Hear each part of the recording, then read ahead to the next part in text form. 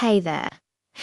T- Today we are going to talk about Noah's story in the Bible and what it means for us today. If you're new here, welcome.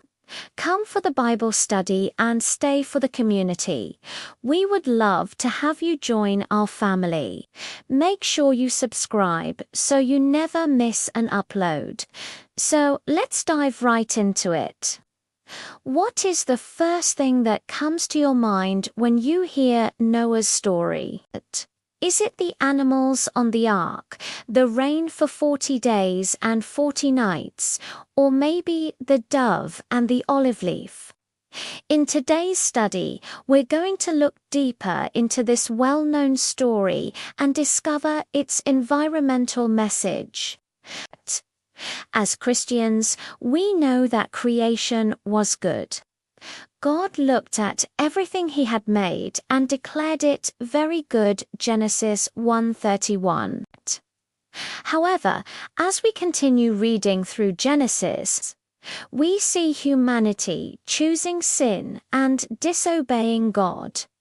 It was not long before the earth was filled with violence, and God saw that the wickedness of man was great in the earth, and that every intention of the thoughts of his heart was only evil all the time. And the Lord regretted that he had made man on the earth, and it grieved him to his heart, Genesis says, 5:6. We know that after the fall, the ground was cursed to be hard to cultivate, to produce thorns and thistles, and that weeds would be among the grain, and the plants bearing fruit would be produced with labor. These things are here because of sin. They are not part of the original creation. Noah, however, was a man who walked with God. His name even means rest. In the midst of a wicked and messed up world, Noah found favor in the eyes of the Lord. But the world was still cursed. So when God decided to send a flood to cleanse the earth of its sin, it wouldn't just be water that came from heaven. The fountains of the great deep would also be unleashed. This means that all living things on earth were about to be destroyed, killed by water. God spoke to Noah and told him to build an ark, a vessel made out of gopher wood, which was a type of tree that floated, and to cover it inside and outside with pitch. To Noah, God gave exact measurements for the ark and explained how it should be built.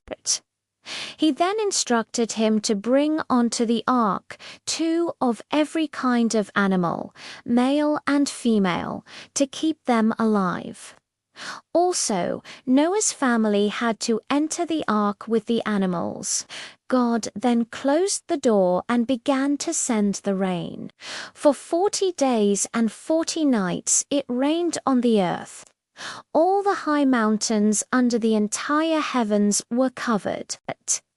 All living things that moved about on the earth, and all the birds and everything that was in the water perished. But Noah, his sons, his wife and his sons' wives survived along with all the animals and birds and everything that moved about on the earth that went in with him into the ark. And the Lord remembered Noah and all the animals and all the livestock that were with him in the ark. And he sent a wind to dry the earth.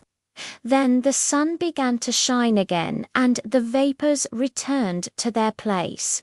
The rain from heaven stopped, and the outflow of the waters ceased, and the door of the ark was opened. And Noah sent out a raven, and then a dove, to see if the water had receded from off the earth. When the dove came back to him, it had an olive leaf in its mouth.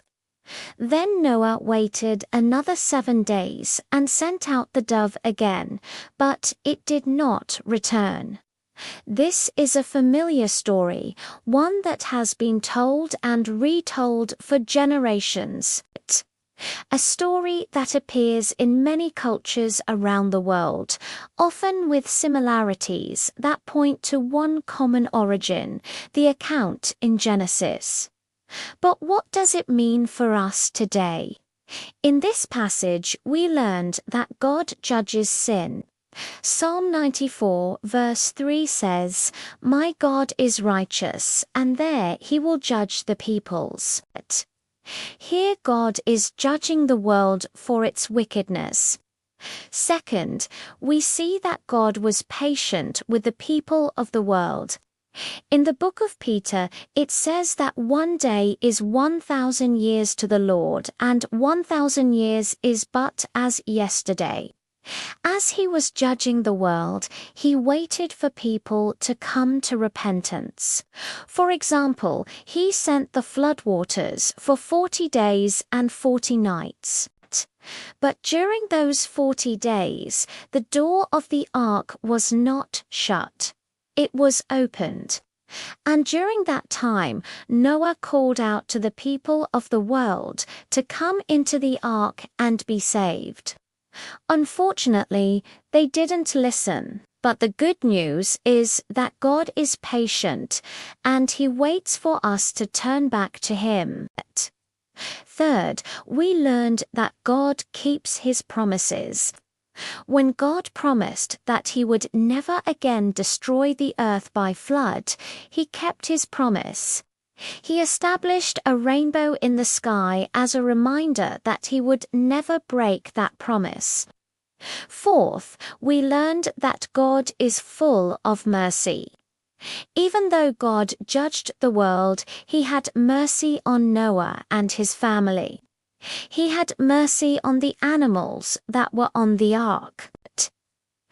God was merciful and forgave them of their sin and gave them another chance to live. Finally, we see that God is sovereign. God was in control of the situation. He chose Noah to build the ark. He gave him instructions on how to build the ark. He put it in Noah's heart to take the animals, and he also caused the rain to fall and the fountains of the deep to burst forth. God was in control.